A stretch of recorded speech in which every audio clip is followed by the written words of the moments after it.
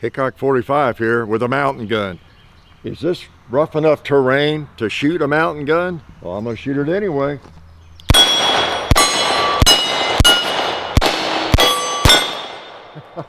Yep, that's my mountain gun, one of my mountain guns. So what is it about mountain guns? Maybe you're not as savvy or as experienced with firearms, and you hear this talk of mountain guns as almost being sacred. What is it so special about the mountains? What is it that the mountains know about firearms? What makes them so smart about firearms that you and I might not know? That we use the mountains as our expert. They're the consultant that dictates what goes into some of these firearms. So what is that? What the heck is it about mountains? Let's take a short a journey and explore that just a little bit. You might not really know, some of you do know, of course, but some of you might not know. And it's my job to explain that, what the deal is with mountain guns. I've got a couple of them here that are pure mountain. In fact, it says right on the barrel. Neither one is loaded now, but look at that. Mountain gun. Mountain gun.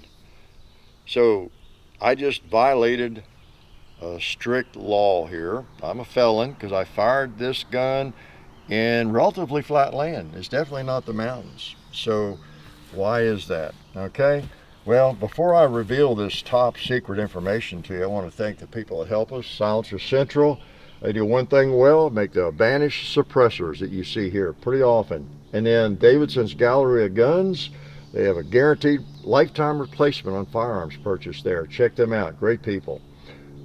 The Sonoran Desert Institute, sdi.edu. Get yourself some distance learning, drone technology, firearms, all sorts of areas. Okay, and let me go ahead and thank Alabama Holster. They make holsters for these fine revolvers and polymer pistols. Codex concealment holsters, great company. Been using their holsters for a long time. So, mountain guns, aren't they pretty? And some of these are not really mountain guns, at least it doesn't say mountain gun on the barrel. So just a brief explanation for this, because I don't want you to be hanging out in a gun shop or at a gun show and the subject of mountain guns come up and you just sit there, stand there and be clueless about it, not know what somebody's referring to when they're bragging about their mountain gun, or they say they're looking for a mountain gun. You might just have the impression they're looking for some whatever firearm that they can take to the mountains tomorrow. Yeah, could be. So, a mountain gun. The reason the mountains dictate some of the features of these guns, and these two are mountain guns, what would the ideal pistol be for carrying into the mountains? Okay, what do you have in the mountains?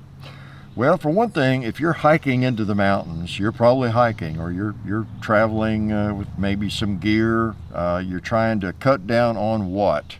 Weight. Yeah, you're probably trying to cut down on weight because you got a lot of stuff you're taking into the mountains. You might be, oh, get this news flash, you might be climbing, you might be walking uphill at times, you think?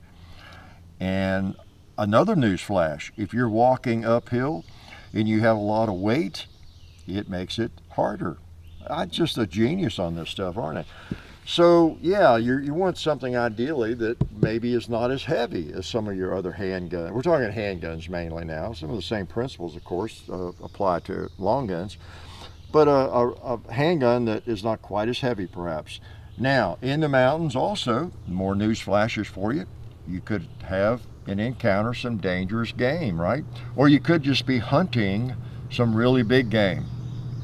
So you might still need some power, all right? Even if you have a rifle, you might want a handgun on your hip that has sufficient power to protect you or take that game. You might be handgun hunting, I don't know. So you want power, probably capability, and the lightest package maybe you can get it in that still is shootable. You don't necessarily want an all titanium featherweight 44 Magnum or 357 Magnum perhaps, although those are available. I don't know if they're called mountain guns, but you want something that's a little more convenient if you can find it, something a little bit lighter and not too big. that's easier to pack, like John Taffin's, a perfect packing pistol. That kind of applies to this concept, really. The perfect packing pistol, something on your belt that doesn't pull you over to one side. You're not listing, you know, because it's so heavy, but you still got a firearm that has power behind it. And it's not something you're going to be firing 100 times anyway. Because another newsflash, I'm just loaded with information. If it's a lighter gun, guess what's going to happen when you fire it? It's going to kick a little more than a heavy gun. Okay? Now, let's see if these two qualify at all. Well, one thing you get with a mountain gun is you get maybe a lighter barrel, and that really is one of the biggest things. This is just a standard 44 Magnum here, Smith & Wesson, okay? Here's a 45 Colt and a mountain gun version. These are all unloaded, of course. But look at the end of the barrel. You see how much thinner the barrel is on this mountain gun. So you talk about reducing weight. That is, I don't know what it would be, but they're both 4-inch barrels, but boy, that's going to be a significantly lighter barrel, isn't it? Which will result in a lighter firearm. Okay, and then another difference, maybe you got a regular frame on this old Smith standard model. This has it covered up with the grips, but it's a round butt. Okay, that cuts out a little bit of steel, I think, right, in a Smith & Wesson. And then your grips, we don't have a bunch of heavy wood. We've got rubber grips, a little bit lighter, and you got a good feel. Again, practicality. You're in the mountains, you want a gun that's practical, something that's not going to be shot a lot, but it's going to be carried a lot. And maybe it's a little lighter, and you got grips. Maybe they're not the most beautiful grips, but they need to be practical. Again, those mountains might have snow and ice, right? Might have rain. So you want something you can grip when you need it. This one, both of these, you've got some, beveling on the front of the chamber. I don't know how much weight that reduces. That's more for other practical reasons, I think. But you got that on both of them. This 357 mountain gun, same thing. You got a contoured barrel. It's a little bit lighter barrel, a little less steel in the barrel, right? Round butt, kind of the same features, okay? Stainless steel, right? If it's a mountain gun going into harsh territory, it's nice to have a very durable firearm.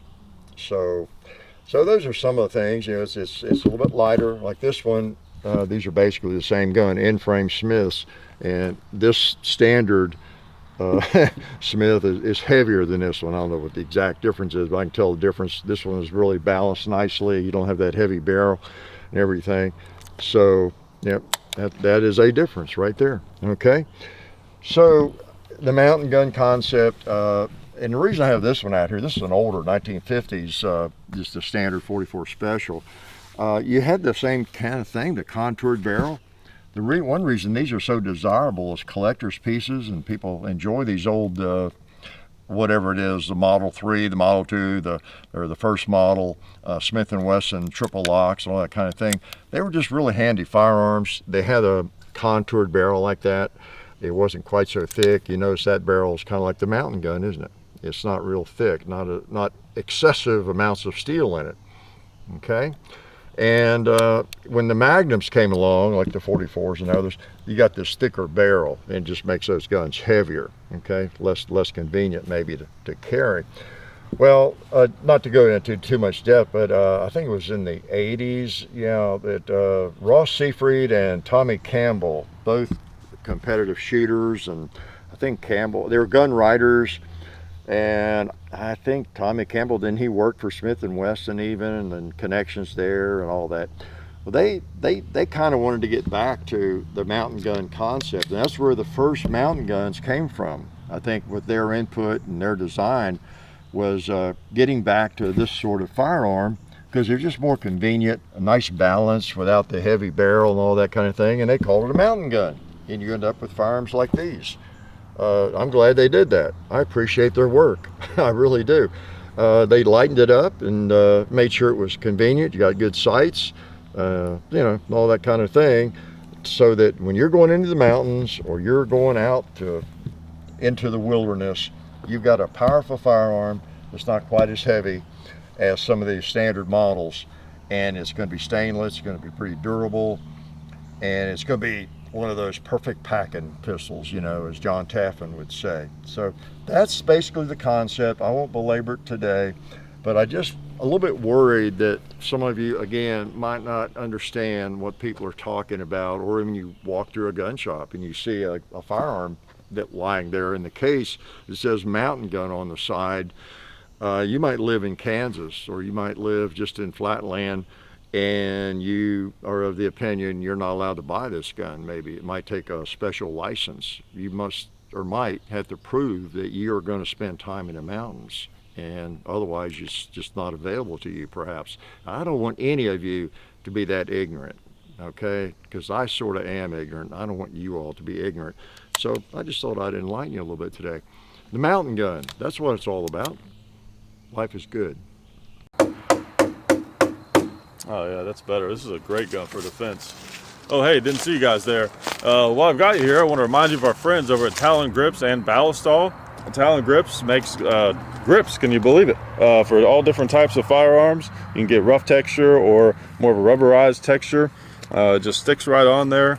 You know, really affordable, really cool option to improve the grip for your handguns or rifles. So please check them out at talongungrips.com. You'll be glad you did. And also Ballistol. Dad has been using Ballistol for many years. It's a cleaner and a lubricant, and it's non-toxic. It works really great, and we're happy to have them on board since it's been a part of our shooting endeavor for a very long time. So go to ballistol.com, talongungrips.com, and also while you're out there, I'm juggling all these things here. Also, while you're on the internet, please do check out our other social media like Hickok45 on Facebook. There's also Hickok45 on Twitter, The Real Hickok45 on Instagram. There's a John_Hickok45 on Instagram where I do some things. There's Hickok45.com. You can find us also on Gunstreamer. So check out all that stuff and then watch more videos.